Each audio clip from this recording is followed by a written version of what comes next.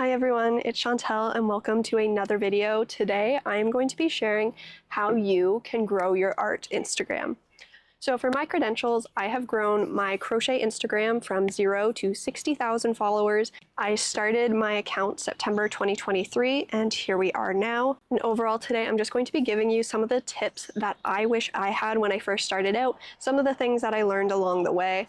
Don't worry, I won't be telling you to post like 5 times a day to try and reach new people. No one has time for that, okay? You are an artiste, social media person second, okay? So anyways, without further ado, let's get started. So I have a list on my phone with some of my favorite tips and tricks.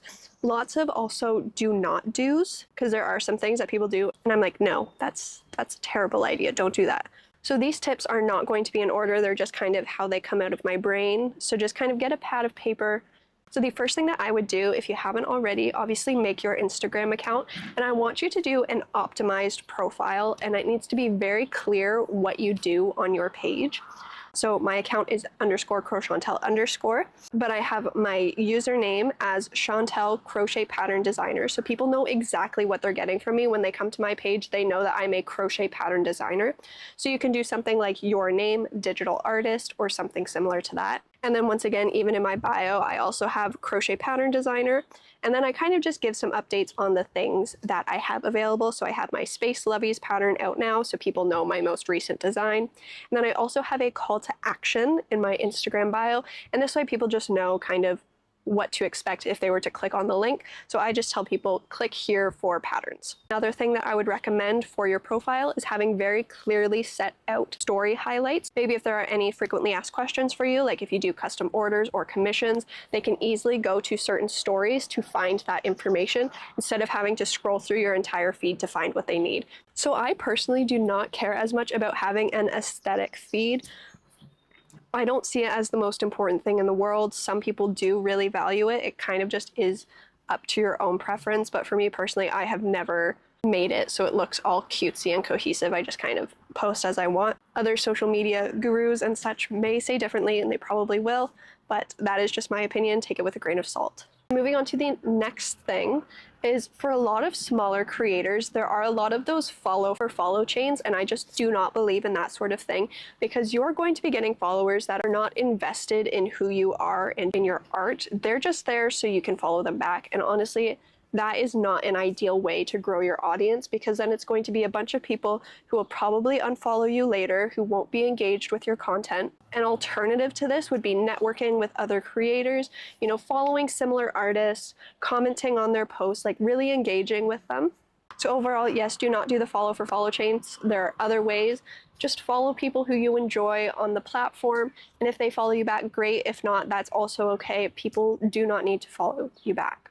Another thing similar to this is, do not ask larger creators for shoutouts, because the majority of the time they will just ignore you. I personally get messages like that all the time, and sometimes those people aren't even following me, or they just followed me that day and then they're asking for a shoutout, and it's kind of frustrating. So if you want an alternative to this, this is something that I did. I knew that I wouldn't be able to ask these larger creators for shoutouts, but I knew that I could find a way for them to repost me so that I could be exposed to their audience. So I'm not sure how well this can be translated across all of the art niches, but with crochet in particular, I would use other crochet designers' patterns. I would make a post, I would tag them in the post, and I would also mention them in the comments, and I would share it to my story and also tag them.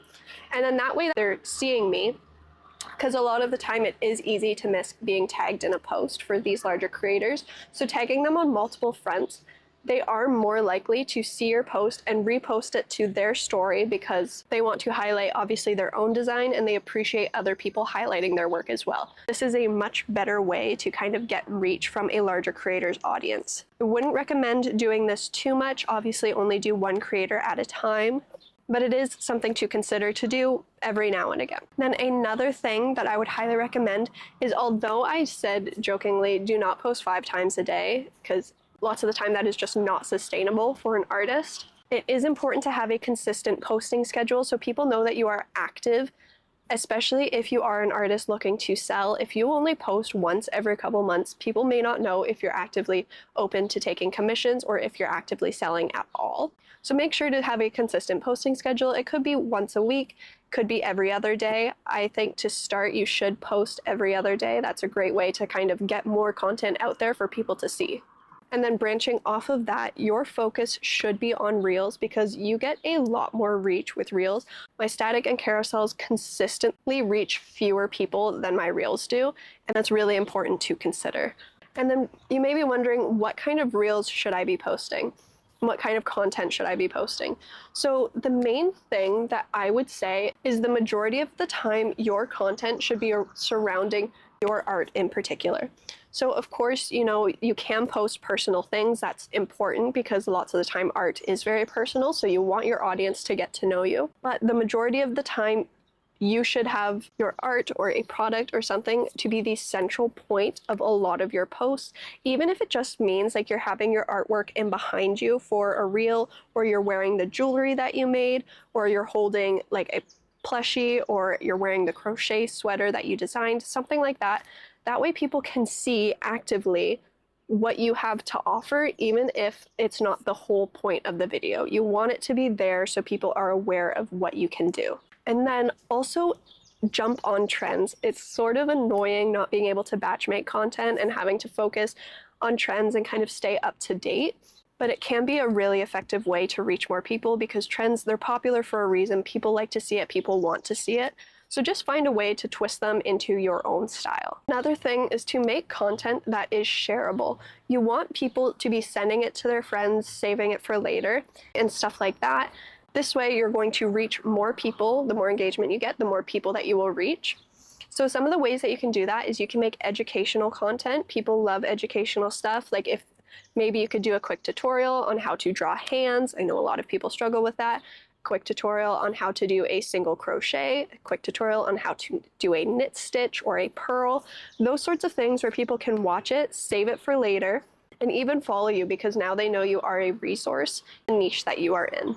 Another thing which has been the biggest in helping me grow my audience is having free offerings. This is a great way to get people into the sales funnel and get them to have that first step of engaging with your page, and then later on you could end up selling to them. So my business is selling crochet patterns. I don't sell physical crochet pieces quite as often. So what I'll do is I'll release a free crochet pattern, and then that way lots of people can come to my page, see that I have free stuff available. They will follow me so then they could stay up to date on other free patterns that I may release, but then they're also there and aware of my future offerings. So my last point that I have written down is to collaborate with other artists. So this does not mean if you say knit, you do not just have to collaborate with someone else who knits. Just reaching out and kind of building a community with other artists. So I have done a couple of collaborations. I was invited to do an advent calendar.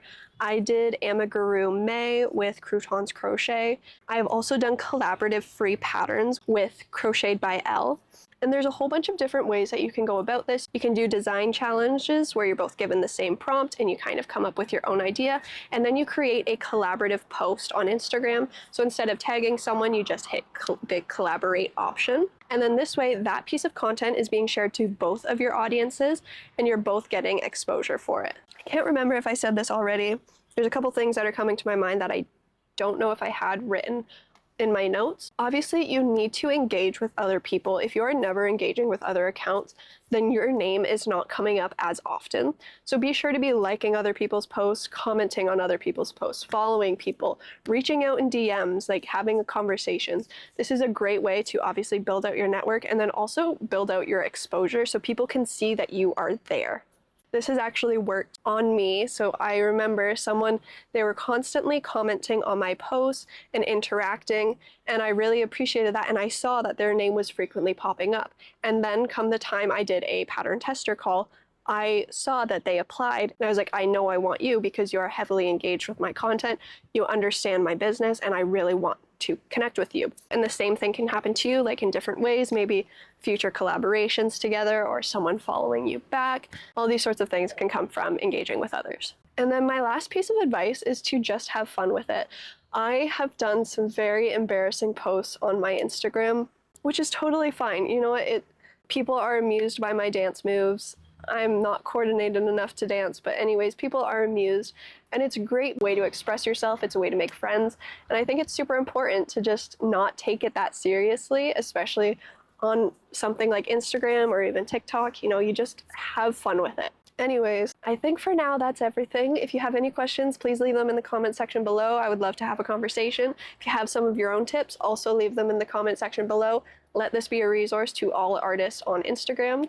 Be sure to follow me on my Instagrams, _crochantel_ for all things crochet, and chantelleelacey for some of the more personal shenanigans I get up to. Also be sure to subscribe and give this video a like. I really appreciate it. It helps me keep creating content for you guys. Anyways, thank you so much once again for watching, and I'll see you in the next one. Bye!